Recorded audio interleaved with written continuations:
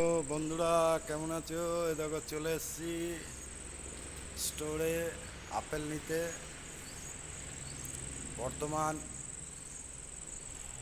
Apple নিতে চলে এসেছি স্টোরে। এখান থেকে